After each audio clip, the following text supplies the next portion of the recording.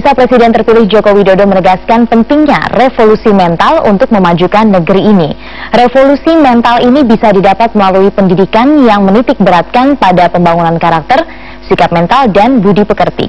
Hal tersebut dikatakan Jokowi saat memberi kuliah umum terkait konstitusi di acara Hari Jadi sebuah institusi pendidikan di Jakarta.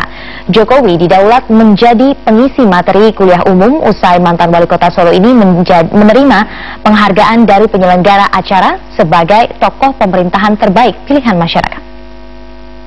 Indonesia itu memang menurut saya adalah nomor satu yang harus kita lakukan, sehingga betul-betul bisa merubah sebuah sikap, merubah perilaku, merubah gaya hidup kita sehari-hari.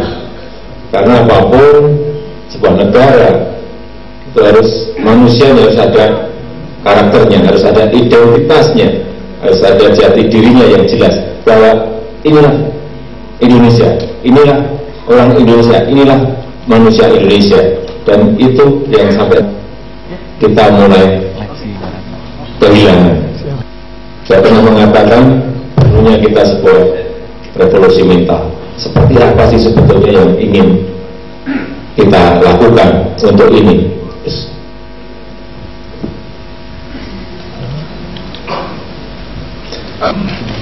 Yang paling benar memang lewat pendidikan. SD sekarang ini banyak yang menyampaikan anak SD sekarang ini kayak apa, kalau mau berangkat sekolah itu terbongkok-bongkok karena membawa buku yang sangat berat dijejali oleh pengetahuan-pengetahuan yang juga sudah berat untuk anak saya usia SD. SMP juga sama, bahwa pengetahuan itu selalu dijejali. Mestinya kalau menurut saya di SD itu paling tidak 70-80 itu harus karakter yang dibangun, sikap mental yang dibangun, budi pekerti yang dibangun. Yang 20-nya baru pengetahuan, yang 20-nya baru pengetahuan. Di SMP 60-40, di SMA SMK baru dibalik bisa 20-80 pengetahuan dan keterampilan yang dibutuhkannya. Sehingga sikap mental itu didapatkan dari pendidikan karakter itu. Pendidikan yang dimulai dari SD, baik mengenai sikap mental, baik mengenai etika, baik mengenai perilaku, baik mengenai sopan santun, baik mengenai budi pekerti, itu harus ditanamkan sejak awal. Sehingga identitas kita, karakter kita. Ya, dalam kesempatan yang sama, Presiden terpilih Joko Widodo juga mengatakan pentingnya peran negara untuk pengembangan ekonomi kreatif. Saya hanya berpikir ya, kenapa banyak orang yang takut kita masuk ke ASEAN Economic Community. Menurut saya, kalau kita bisa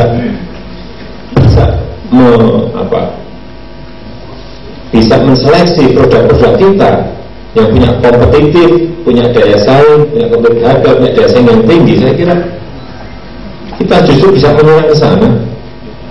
Saya yakin itu produk-produk, misalnya produk-produk garment tester di Bandung itu bisa sangat murah sekali. Produk-produk Tanah Abang itu kalau bisa mencarikan pasar, entah ke Afrika, entah ke negara-negara berkembang lainnya, itu juga mempunyai harga yang sangat kompetitif. Tetapi pasarnya tidak disiapkan mestinya oleh negara yang menyiapkan. Siapa mereka? Ya dubes-dubes kita. Dubes-dubes kita mestinya 90% itu bekerja mempromosikan ya produk-produk yang diproduksi di kampung, yang di daerah itu, karena itu kompetitif, harganya murah-murah sekali. Hanya diseleksi kualitasnya saja, kualitas diperbaiki packaging kemasannya, sudah. Saya yakin kita bisa bersaing, tapi negara memang harus hadir, negara harus ada. Saat memberikan kuliah umum tersebut, Presiden terpilih Joko Widodo masih sempat berkelakar dengan gaya khasnya. Jokowi menyinggung kekalahannya dalam lomba peringatan 17 Agustus yang baru terjadi kemarin. Kesana hampir. Kemudian saya lihat saya mau panjat pinang nggak berani. Saya mau ikut yang enak sebetulnya, makan kerupuk sama apa yang keamanan nggak boleh pak, itu harus dicek dulu pak, harus ada food test. Kerupuk aja mau di apa? Ada food checking, nggak jadi lagi. Terus ada yang balapan karung, loncat, udah saya ikut aja. Bahaya pak itu pak, nanti jatuh gimana? Jatuh paling ya sakit. Nah, udah saya ikut. Begitu saya masuk di dalam karung, saya lupa ini hanya jalan biasa atau lompat-lompat ya. Saya tanya ke ini gimana caranya, ke kanan saya, ini loncat-loncat atau jalan biasa biar menang? Enggak pak, yang paling aman loncat-loncat pak. Bener, betul pak. Ya saya loncat, hampir jatuh tapi ya tetap ya kalah. Dari 10 orang yang ikut lomba saya nomor 10, tapi saya nggak gugat depan.